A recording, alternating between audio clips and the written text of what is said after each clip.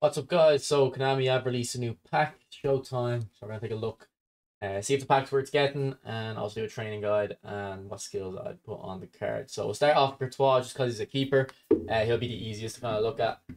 In terms of the builds, this is what I went for. I kind of just went for all 90s in all the goalkeeping stats because I don't really think there's too much you can do with the goalkeeping stats anyway. For goalkeepers, the stats I only really look at are the goalkeeping awareness, reflexes, and reach.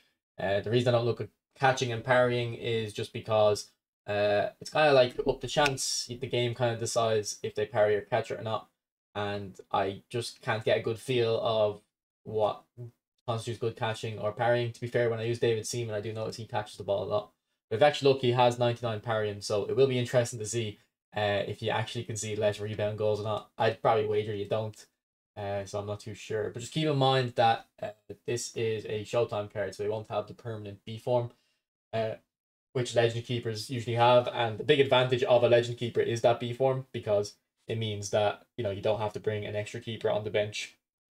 So there is kind of a lot of talk. Will Courtois be the best keeper in the game? He definitely could be because I think his GP card is often considered the best. I would probably usually go for Donnarumma. When I was using GP cards, I always thought he was better. But I do understand why people think Courtois is the best. So he could be the best, but again, he's not going to be on that B form all the time. But that could work in your favor if he is on A form some weeks because then he'll be better than the B form that Legends are stuck on. Yeah, that's the build I'd go for. In terms of the skills, obviously it doesn't matter too much. If you can try get maybe a low lofted pass on a goalkeeper, it might help when the ball is at his feet and he's trying to play the ball out to the wingers. All right, so next card we'll look at is Cole Palmer. Now, if we look at the game, he has phenomenal pass. I think phenomenal pass is a very good skill, particularly on an AMF, just because it'll help you with those off balance passes. So if we just look at the build again, this is kind of what I went for first. Just take off all the boosts. You can see I have 85 finishing, 85 speed, acceleration, and balance. So I think overall, yeah, it's a good build. If you want to innovate on it a little bit, you could take off the speed because I don't think speed is extremely necessary for for attacking players, or at least the type of attacks I do. I usually like a bit more finesse and slow down. So if I was to do that and not carry with the speed, I'd probably do this build here. That means you get a little bit more curl and his finesse shots will be better. But he's a whole player, so you probably do want speed because his off the ball runs are going to be more important. So what build did I have on? Was it this? Something like this, yeah. Because he's a whole player specifically, you probably do want speed just because when he's off the ball, he'll run faster, obviously. But I do want to compare him to Platini. Now, I did a video on Platini a couple of days ago, so if you want to know the build for Platini, have a look at that. But like realistically, that Palmer's stats aren't like extremely insane. If he was a free, I was just saying on stream there, because we were streaming late. If this came out as a free card, like you'd look at it and go, this is a very good free card, but I don't think you'd be completely shocked. You just look at a Messi like this now. I'm not saying this Messi card is good, but I'm using a pretty similar version. I just can't find one on eFootball Hub because there's too many Messi cards in this game. Oh, there he is there. Okay, so here, look at his Messi card. If you look at his stats, to take off the dribbling. We're trying to recreate the build we have with Palmer. Something like this, and then you just get the speed up. So this isn't even an ideal build because you don't really need a speed that high. But if you look at the stats here compared to Palmer, they're really not that different. Obviously, Palmer is faster, but again, I don't think pace is extremely important on attacking players. Like it is good to have one striker that's fast, so you know you can rely on him, like Eto. But the rest of your players can be slow and just kind of work around him. So I do think if this card was free, you wouldn't even be that shocked.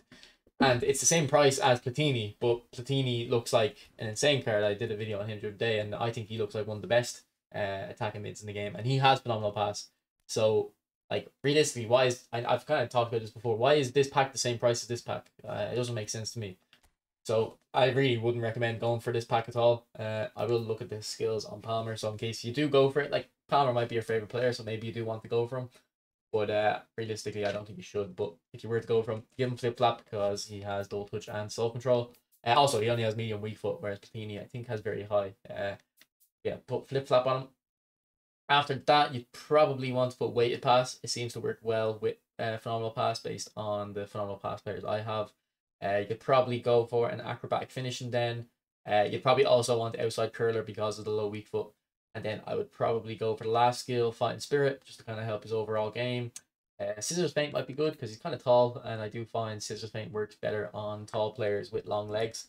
Let's look at his leg ratios. I don't know which one exactly would it be leg coverage, but that they all look pretty high. So anyway, he does have long legs, so Scissors Feint should be good on him. If you have Gareth Bale and you put Scissors Feint on him, or maybe he starts with it, I don't know, you'll notice his Scissors Feints are very effective because he's also quite tall.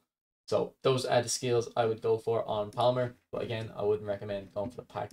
If you look at the last player, Savinho, Savinho actually does look better than I thought he would, and it's really just because of that kick and power. That kick and power is quite high. So to have a player like this on the wing, I was expecting him to be kind of like Doku, you know, very fast and very good at dribbling, but no end product. But he seems actually to have, you know, good kick and power, very good curl. 88 curl is actually very good. It's kind of hard to find players, or a lot of top players actually have low 80s in curl. And his finishing isn't great, but it's serviceable, particularly with the coupled with the kick and power and curl he has. So he could be pretty good on the wing. If we look at his skills in game, he can play left wing and right wing. He can't play in the middle unless you get a second striker on him. So that will be fully trained, but you can't train him you can train him, say AMF or centre forward fully trained, but then you won't be able to get SS. So there's a bit of a lack of versatility in the middle there. But he is versatile on the wings, and because he's a prolific winger, you should probably keep him on the wing. I'd probably play him on the right wing, because of his medium weak foot accuracy. You want to cut in and shoot, but he does start off with outside curler, and with that high curl, it shouldn't be too bad. Although the finishing is a bit low. So for the skills, I'd put on Savinho. I would probably, let me just kind of have a think here. I'd probably put one touch pass. Actually, do you need one touch pass in your wingers? I don't really think you do.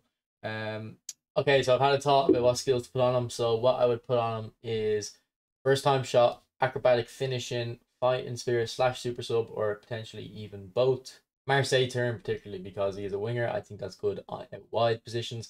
And then scissors feint. Now I know I said for Cole Palmer, tall players are good for scissors feint, and that's what I usually like to put scissors feint on.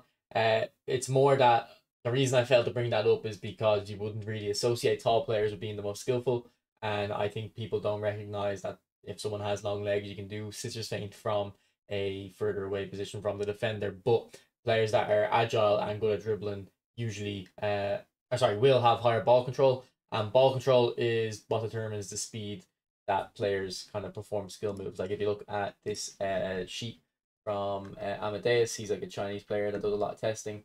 If we go to dribbling, so quality of dribbling skills here is determined by ball control. So it says it, I think, in the game as well, that ball control determines how quickly you do skill moves. So scissors feint will work on Savinho as well. It's not just for tall players at all. It's for players with good ball control, but a tall player can get away with scissors feints if they have a little bit less ball control. In my opinion, it's just something that I've noticed from my personal experience.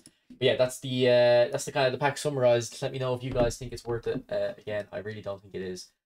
I really think if you are spending coins this week, it should be on a pack like this, Bettini, Cantona, and Forlan. Yeah, that's the end of the video. I'll see you when I see you. Thanks for watching. Bye.